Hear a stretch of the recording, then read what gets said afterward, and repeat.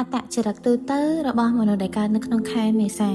ជាមនុស្សដែលមានថាមពលសកម្មក្លាហាននិងមានភាពជាអ្នកដឹកនាំពីធម្មជាតិពួកគេចូលចិត្តចាប់ផ្ដើមអ្វីដែលថ្មីនិងមិនខ្លាចការប្រឈមមុខលក្ខណៈសំខាន់គឺពួកគាត់ជាមនុស្សដែលមានភាពក្លាហាននិងជឿជាក់នៅលើខ្លួនឯងខ្លាំងបំផុតចូលចិត្តសម្រេចចិត្តបានលឿនស្រឡាញ់សេរីភាពមានថាមពលនិងចូលចិត្តសកម្មពួកគាត់ជាមនុស្សដែលស្មោះត្រង់និងនិយាយត្រង់ចូលចិត្តប្រកួតប្រជែងហើយនឹងអភិវឌ្ឍខ្លួនឯង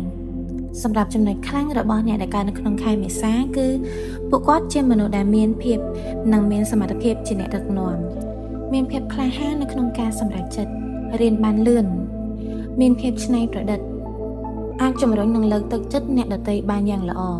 មិនងាយនឹងបោះបង់ពេលដែលជួបឧបសគ្គសម្រាប់ចំណុចដែលគួរប្រុងប្រយ័ត្នរបស់អ្នកដែលកើតនៅក្នុងខែមេសាគឺមានពួកគាត់ជាមនុស្សឆាប់ខឹងនៅពេលដែលមានសម្ពាធនៅពេលដែលគាត់ stress ពិបាកចិត្តជាមនុស្សដែលអត់ធ្មត់តិចនៅក្នុងរឿងខ្លះពេលខ្លះធ្វើការសម្រេចចិត្តលឿនពេកមិនសូវចូលចិត្តរងចាំពេលខ្លះអាចនិយាយត្រង់ពេកអាចធ្វើឲ្យអ្នកដទៃមានអារម្មណ៍មិនល្អសម្រាប់បុគ្គលិកលក្ខណៈខាងក្រៅដែលអ្នកដទៃមើលមកអ្នកដែលកើតនៅក្នុងខែមេសាគេតែងតែមានអារម្មណ៍ថាអ្នកដែលកើតនៅក្នុងខែមេសាជាមនុស្សដែលមានទំនុកចិត្តខ្ពស់ជាមនុស្សដែលស្វាហាប់និងរស់រាយមានភាពទាក់ទាញជាមនុស្សដែលក្លាហានចូលចិត្តសាកល្បងអ្វីដែលថ្មីនិងតែងមានវត្តមានហើយចូលចិត្តធ្វើឲ្យគេចាប់អារម្មណ៍អាជីពដែលសមស្របជាមួយនឹងអ្នកដែលកើតនៅក្នុងខែមេសាដោយសារតែមានភាពជាអ្នកដឹកនាំខ្ពស់និងចូលចិត្តការប្រកួតប្រជែងពួកគេសមស្របនឹងការងារដូចជាសម្រាប់ផ្នែកអាជីវកម្មមានដូចជាម្ចាស់អាជីវកម្មអ្នកគ្រប់គ្រងអ្នកដឹកនាំក្រុមអ្នកលក់ឬក៏ខាងផ្នែកទីផ្សារផ្នែកបច្ចេកវិទ្យានិងវិស្វកម្មអាចធ្វើជាវិស្វករអ្នកអភិវឌ្ឍកម្មវិធី AI ឬកម្មវិធី application នៅក្នុងបច្ចេកវិទ្យាទំនើប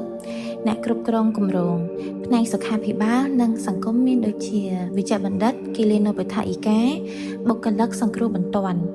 ផ្នែកសិល្បៈនិងមាតិកាមានដូចជាអ្នកបង្កើតមាតិកា content creator YouTuber អ្នកថតរូបអ្នករចនាឬ designer សម្រាប់ហិរញ្ញវត្ថុជាទៅមនុស្សកើតនៅក្នុងខែមេសាជាមនុស្សដែលអាចរកប្រាក់បានល្អជាមនុស្សដែលអាចរកប្រាក់បានច្រើនពួកគាត់ចូលចិត្តវិនិយោគលើគំនិតថ្មីមិនខ្លាចនឹងហានិភ័យគួររៀនសន្សំនិងរៀបចំផែនការហិរញ្ញវត្ថុឲ្យបានល្អជាងនេះគឺកាន់តែល្អសម្រាប់ក្នុងផ្នែកស្នេហាពួកគាត់ជាមនុស្សដែលស្រឡាញ់ដោយភាពស្មោះត្រង់ជាមនុស្សដែលចូលចិត្តបង្ហាញអារម្មណ៍ច្បាស់លាស់ទៅដល់ដៃគូស្នេហាឬដៃគូជាមនុស្សដែលចូលចិត្តដៃគូដែលគាំទ្រ